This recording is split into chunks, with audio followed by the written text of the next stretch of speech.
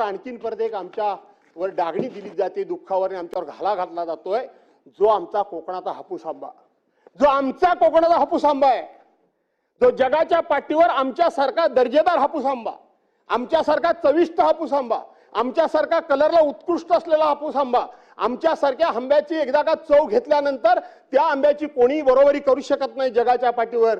त्या हापूस आंब्याला 2018 साली जीआय मानांकन मिळालं. आज त्या हापूस आंब्याचं जीआय मानांकन काढून घेण्याचा या ठिकाणी डाव खेळला जातोय. जीआय मानांकन डाव खेळला जातोय. बलसाड आंब्याला हापूस आंब्याचा दर्जा द्या का? कशा करता? काय संबंध त्याचा? आज 400-500 वर्षापूर्वीपासूनचा आमचा आंबा आहे, जे आमचं आहे, जे आमचं फळ आहे, जे आमचं पॅटर्न आहे, जे आम्हालाच असलं पाहिजे, त्याच्यावर घाला घालायचा त्या ठिकाणी कशा करता?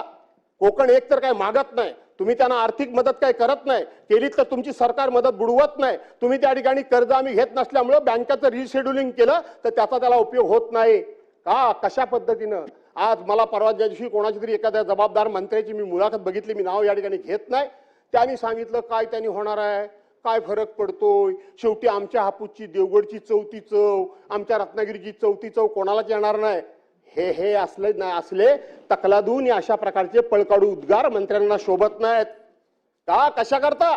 ज्या वेळेला आपल्या हापूस आंब्याच्या नावावर कर्नाटकचा आंबा मार्केटमध्ये येतो, त्यावेळेला सरकार असेल, आम्ही असेल, आमचे बागायतदार असतील, आमचे फळ विक्रेते असतील, हे तुटून पडतात का? तर आमच्या हापूसचं नाव हे कर्नाटक आंब्याच्या नावाखाली बदनाम होता कामा नये. आणि म्हणून बलसाडला कुठल्याही परिस्थितीमध्ये हापूस आंबा, हापूस हा शब्द देऊ नका अध्यक्ष महोदय, आणि आमच्यावर अन्याय करू नका. तुम्हाला गुजरातला काय द्यायचं असेल ते आणखीन काय ते द्या, काय द्यायचं ते द्या, जमलं तर तुम्ही पण तिकडे जाऊन राहा, काय फरक पडत नाही. परंतु आमचा जो हापूस आंबा आहे, जो आमचा अधिकार आहे, जो आमचा हक्क आहे, जो आमचं पेटंट आहे, त्याला त्या ठिकाणी अध्यक्ष महोदय तशाच पद्धतीने राहू द्या, अशा प्रकारची विनंती करतो.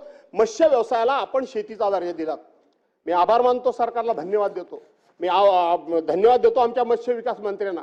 गेली 10-15 वर्ष या विषयाकरता सातत्याने भांडण्याचं काम, संघर्ष करण्याचं काम, या सभागृहामध्ये चर्चा 1936 साली विधिमंडळ अस्तित्वात आल्यापासून पहिल्यांदा कोकण विकासावर चर्चा घडवणारे कैलासवासी गुरुनाथ कुलकर्णी आणि मी भास्कर जाधव. यापूर्वी कोकणावर कधीही स्वतंत्र चर्चा झाली नव्हती.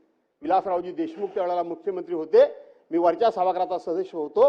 आम्ही पहिल्यांदा ही चर्चा घडवली, त्यावेळेपासून मी भांडत होतो. आणि आज आमच्याच कोकणातले मत्स्य विकास मंत्री आहेत, त्यांनी जर या ठिकाणी सरकारच्या पाठीमागे लागून तिथं आमच्या मत्स्य व्यवसायाला शेतीचा दर्जा दिला असेल तर एक कोकणी माणूस म्हणून मी त्यांचं मनापासून अभिनंदन करतो, मी त्यांना धन्यवाद देतो. पण हे नुसतं डिक्लेअर करून चालणार नाही.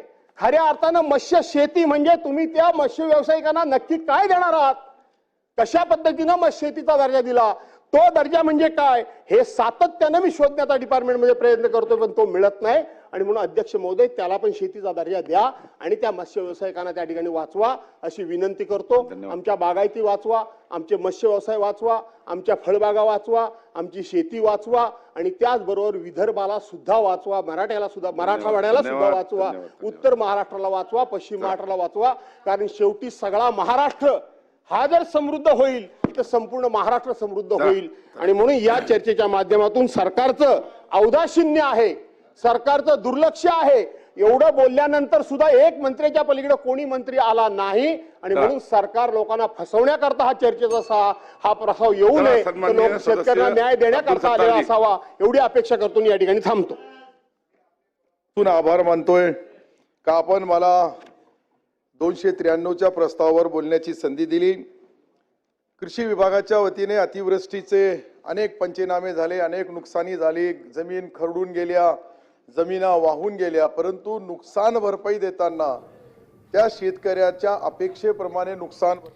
तर राज्यातल्या अतिवृष्टी संदर्भात चर्चा विधानसभेत सुरू असताना इथे मंत्री उपस्थित नसल्यामुळे भास्कर जाधव संतापलेले दिसले. देश विदेशातील प्रत्येक घडामोडींचे लाईव्ह अपडेट मिळवण्यासाठी आता साम टीव्हीच्या सर्व सोशल मीडिया प्लॅटफॉर्मला लाईक, फॉलो आणि सबस्क्राईब करा. तसंच सर्व नोटिफिकेशनसाठी बेल आयकॉन प्रेस करायला विसरू नका.